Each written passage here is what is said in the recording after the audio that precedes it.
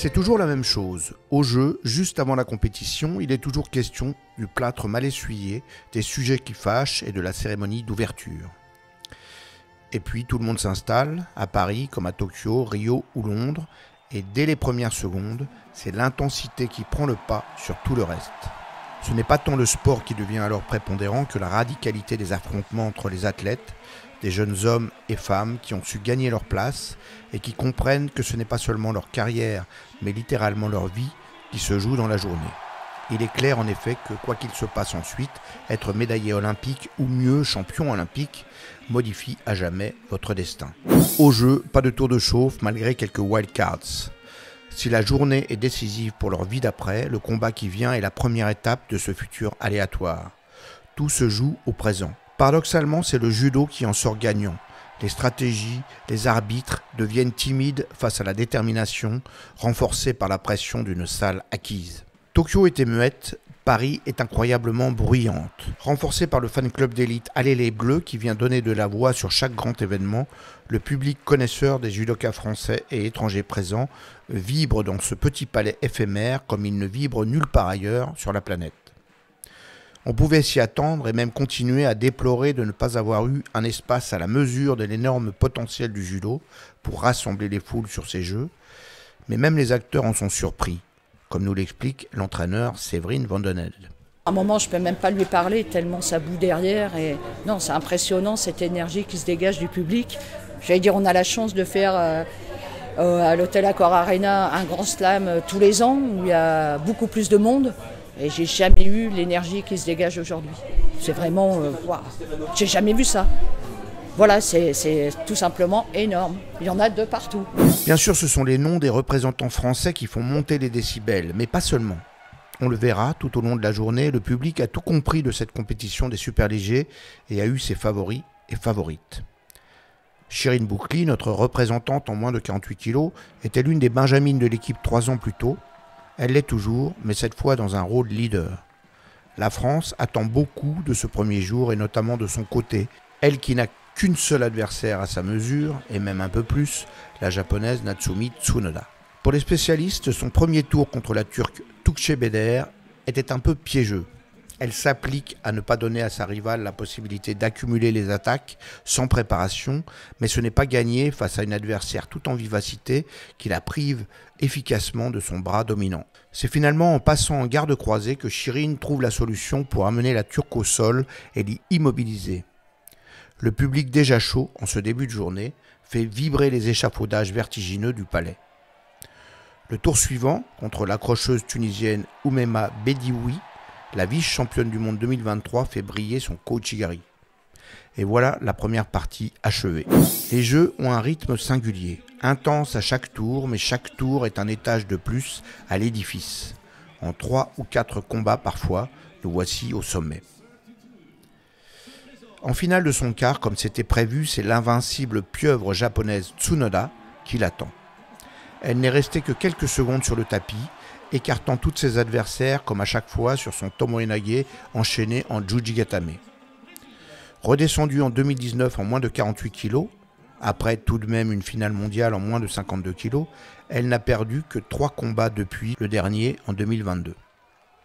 Réussir une grande partie contre elle, ce serait déjà une sorte de triomphe, un acte décisif. Mais il n'y aura pas de suspense. Habile à feinter son approche en simulant l'attaque de jambes, Tsunoda, dans son style de tueuse japonaise à sang-froid, obtient un nouvel ippon sur son mouvement favori. Chirine Boucli s'envole et retombe sur le dos. La journée est pliée. Il reste à notre représentante à aller chercher la victoire dans 2 combats difficiles. D'abord la numéro 1 mondiale, l'italienne Scuto, qu'elle projette sur un joli Osoto Otoshi. Puis pour le bronze, l'espagnole Martinez Abelanda, qui la dominait du temps de leurs années juniors, mais qu'elle a battu 5 fois de rang depuis 2020. Cette gauchère habile a repassé la jambe devant, jouant toute sa partition, tiendra 2 minutes au golden score avant de se faire surprendre, épuisé par un Osotogari en contre d'un pseudo-Soutemi. La France tenait là sa première médaille olympique parisienne, et c'était pour Chirine Boucli, capable de la belle journée qu'on attendait d'elle.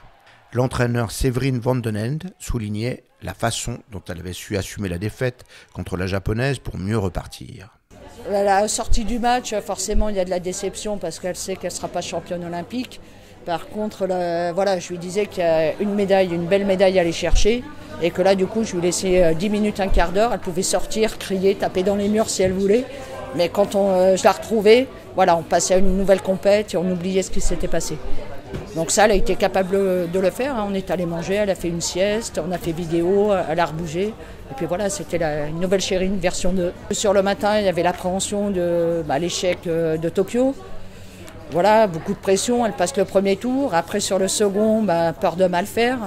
Donc voilà, là, je l'ai trouvée beaucoup plus libérée sur la finale de repêche et la place de 3. Faut pas avoir de regrets parce que derrière, elle fait une belle place de 3 et c'est peut-être ça aussi qui fait qu'à un moment, elle est capable de switcher, d'avoir, j'allais dire l'écro, vulgairement l'écro, mais d'être encore plus déterminée, de se remobiliser. Ça reste exceptionnel. Une médaille olympique, il n'y en a pas beaucoup. En plus, à Paris, c'est une première médaille. Au début, on disait oui, Chérine, elle est forte. Voilà, elle est 3 fois championne d'Europe, elle n'a pas de médaille mondiale. Cette année, elle a montré qu'elle était capable d'être vice-championne du monde. Et quelques mois plus tard, elle est médaille olympique. Donc elle est jeune. Donc j'espère que derrière, ça présage, merci beaucoup, une super carrière. Parce que voilà, elle a encore du temps devant elle. Elle peut faire 2 Olympiades. Quant à Chérine Boucly, il était manifeste que cette première grande médaille olympique, après sa médaille d'argent des championnats du monde 2023, la satisfaisait pleinement. C'est fou, c'est incroyable même, je dirais, donc je suis trop fière. C'est dingue, c'est la première médaille pour l'équipe de France, tout sport confondu, et c'est ma première médaille olympique à moi aussi. J'ai senti que mes 2 premiers combats, j'ai fait ce qu'il fallait, une attaque, ça marque ou ça enchaîne et ça suffisait amplement. Après, elle était peut-être plus prête que moi aujourd'hui. Voilà, c'est respectable, elle est super forte, c'est une machine. Aujourd'hui, elle n'est pas 3 fois championne du monde pour rien. C'est comme ça, c'est le game. Et puis derrière, en fait, il n'y avait plus qu'à. Si je perdais, c'était fini. Donc j'ai su me remobiliser. Je me souviens avoir vu Kylian, ça m'a marqué parce qu'il m'a dit « Écoute Chérine, on est venu, on a travaillé dur. Aujourd'hui, t'as perdu, elle a été meilleure. Mais en fait, on va aller chercher cette putain de médaille. C'est notre première médaille à nous deux, même à moi. Donc on va aller le faire. » Et en fait, ça m'a marqué. Je repense à ma famille aussi. Et je me dis « Mais... what, Chérine, là, cette fille-là, t'as déjà pris, fais ton boulot, ton taf sur les mains et tu verras. » Et en fait, au fur et à mesure, le repêchage, hop, et la place de 3, je me suis relâchée complet, j'ai l'impression, et j'ai pas réfléchi, en fait, finalement, j'ai pas réfléchi. Je voulais marquer l'histoire de mon sport, peu importe, là, la médaille, je me suis accrochée jusqu'au bout et je suis trop fière. Je pouvais pas m'arrêter là. Tu peux pas perdre, c'est pas possible, t'as déjà battu ces filles-là, donc c'est impossible. J'ai ma fierté, en fait, qui me parlait et qui me disait, ouais, là, t'es un bulldog, quoi, tu vas manger, on est à Paris, il y a ton os au milieu, t'es chez toi, c'est ton terrain. Donc on se motive comme on peut, on a des sources de motivation profondes qui sont là.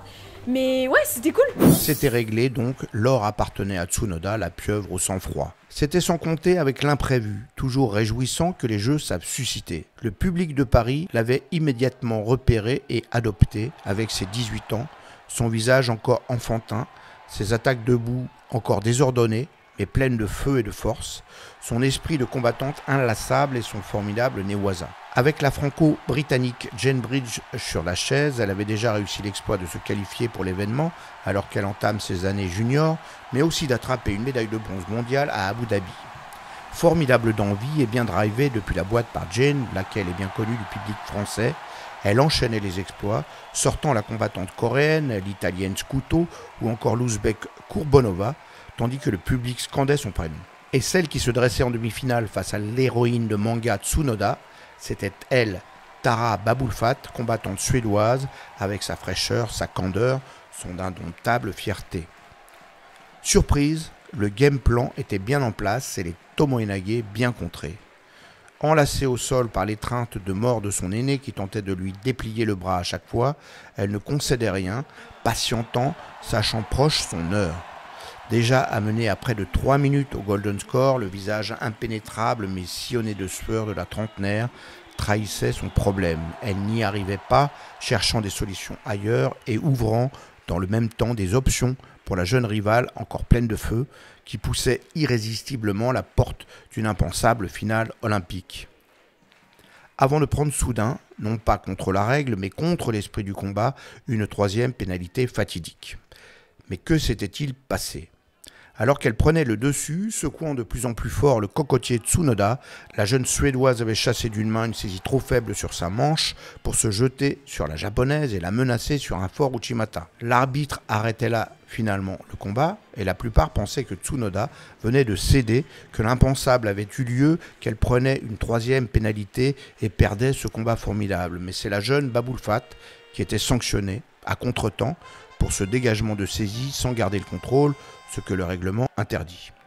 La scène était saisissante. Marchant vers un arbitre 2 fois plus grand qu'elle, la jeune guerrière suédoise le toisait sous le nez, voulait des explications, en cherchait sur le visage mal à l'aise de l'homme en noir. La leçon était limpide. Ce combat était la démonstration non pas d'une erreur d'arbitrage, mais de l'invalidité de toute une conception. Le judo mondial venait de se priver par l'application absurde d'un élément de règlement et contre l'esprit d'un combat exemplaire et mémorable, d'une formidable histoire, d'une victoire magnifique en train de se dérouler sous ses yeux. La terreur japonaise vacillait, laissait la jeune Suédoise s'élancer vers son rêve, méritant ce qui était en train de lui arriver par la magnifique pression qu'elle mettait sur son aîné. Mais l'arbitre l'en a empêché. Nous continuerons à le répéter tant que ce sera nécessaire, ce règlement capable de disqualifier de tels combattants à ce moment-là d'un combat ne fonctionne pas. Un arbitre en charge de l'esprit du combat plutôt que de sa lettre l'aurait su. L'épilogue à l'histoire reste beau. Grâce à la diplomatie du coach respecté Jane Bridge, le sentiment légitime d'injustice exprimé avec trop de fougue ne se retourna pas contre la jeune Suédoise, qui sera autorisée tout de même à continuer d'écrire l'histoire du judo de son pays et même du continent. Car si elle arrache en effet la médaille de bronze à la numéro 3 mondiale, la kazakhstanaise Abouzakinova, elle sera à jamais la première médaille olympique du judo suédois et pour longtemps sans doute la plus jeune européenne couronnée des lauriers à 18 ans et 206 jours. Malmenée dans les premières minutes par l'expérience d'Abouzakinova qui joue son va-tout, qui cherche à lui faire baisser la tête, à la faire pénaliser, elle s'adapte et finit par l'écraser au sol, son point fort. Heureusement, ça finit bien. Le destin d'un jour, il semble lisible dès le matin. On le devine qui se dessine de victoire nette en manifestation d'autorité. Aujourd'hui, chez les masculins, on le sentait venir, c'était pour Luka Mekidze, le médaillé de Tokyo. Il avait en effet marqué les 3 coups sur un incroyable Koichigari contre le Mongol Angtevan, qui tentait de le relever de force selon le modèle tactique en vigueur, avant de se faire transpercer par le Français. Vibrant de détermination et de jus, efficace, Luka était l'homme du jour. Son second combat contre le Coréen Kim Won-jin, qu'il n'avait pas rencontré depuis qu'il lui avait pris la médaille de bronze olympique à Tokyo, était du même niveau.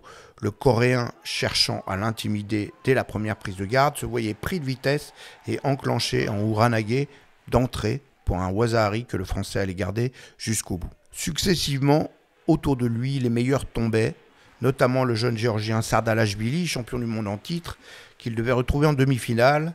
Et l'autre tableau voyait la chute du japonais Nagayama, éternel favori déçu, pris au piège, cette fois de la roublardise de l'espagnol Garrigos, qui mettait 4 secondes à relâcher un étranglement que l'arbitre annonçait maté, et envoyait le japonais dans les limbes l'espace d'un instant, suffisant pour que ce même arbitre décide d'un hippon contesté par tout le clan japonais. Mais parfois, le destin joue des tours. La demi-finale était plus difficile contre un Turc inattendu et récalcitrant à la chute qu'il fallait aller chercher loin avant de placer un Kataguruma salvateur. Ultra dominateur en début de journée, soulevé par l'enthousiasme des spectateurs, Luka Mekidze semblait progressivement rattrapé par l'enjeu, la tentation du calcul. Quelque chose qu'il faut éviter contre Yeldo Smetov, venu le retrouver avec décontraction en finale. Yeldo Smetov, un Kazakh glorieux de 31 ans, une gloire un peu passée, champion du monde 9 ans plus tôt et déjà 2 fois médaillé olympique. À Stéphane Traîneau, exilé comme responsable du haut niveau dans ce lointain pays des steppes, il avait dit qu'il ne reviendrait à son meilleur niveau que pour obtenir enfin l'or olympique, après l'argent de Rio et le bronze de Tokyo. L'ancien entraîneur des équipes de France l'avait d'abord ramené à sa catégorie de poids des moins de 60 kg, l'obligeant à cravacher pour reprendre un leadership perdu face à 2 rivaux redoutables. Et le voici en finale de ce Paris 2024 face à l'homme du jour, le Français, chez lui. Mais Yeldo Smetov a aussi une histoire et il a aussi un judo formidable qui le rend très dangereux à la moindre faiblesse. C'est d'ailleurs en s'appuyant sur ses sensations qu'il était arrivé là, en finale, se permettant même d'être un étonnant instrument de justice en étranglant l'étrangleur Garrigos avec une formidable vista. Dans ce dernier combat du jour, sous les yeux de Zidane, Macron, Estanguet, Oudéa Castéra et tous les autres, Luka Mekidze commence avec beaucoup de justesse par des attaques nettes qui finissent par faire pénaliser une fois puis deux le Kazakhstanais. Mais à mesure que le Graal brille plus fort, le Français accélère les attaques, les précipite un peu, insiste sur des Soutemi qui ne sont là que pour lui faire gagner quelques secondes de plus. Incontestablement une erreur contre un talent comme celui de Smetov qui contre une nouvelle tentative de Soutemi du Français en marquant le contrôle puis la poussée sur le dos. Un Ouazzari agaçant mais objectif. L'entraîneur Daniel Fernandez n'épiloguait pas, voulant retenir le positif. C'était une journée très difficile parce qu'il était très attendu. On a une préparation dure, difficile comme toutes les préparations olympiques. Il avait un tirage pas simple du tout. Et donc voilà, donc du coup j'ai pas envie, enfin comme je disais tout à l'heure, j'ai pas envie de retenir des choses négatives. Pour l'instant, comme ce que je lui dis à lui, je me l'implique à moi, je me l'impose à moi, de retenir la meilleure et de savourer, même si forcément il y a des choses imparfaites, mais on verra ça plus tard. Quand on perd une finale, on est toujours forcément déçu, mais je lui dis ce que je vous ai dit là, le plus vite possible de basculer, de profiter, d'apprécier ce qu'il a fait, avant d'être déçu de ce qu'il n'a pas fait. Lucas, en ayant réalisé une magnifique performance à Tokyo, avait aussi la lourde tâche d'ouvrir le bal, notamment pour les garçons. Et tout ça, c'est des paramètres à gérer. Voilà. Peut-on être triste d'être médaillé d'argent aux Jeux Olympiques?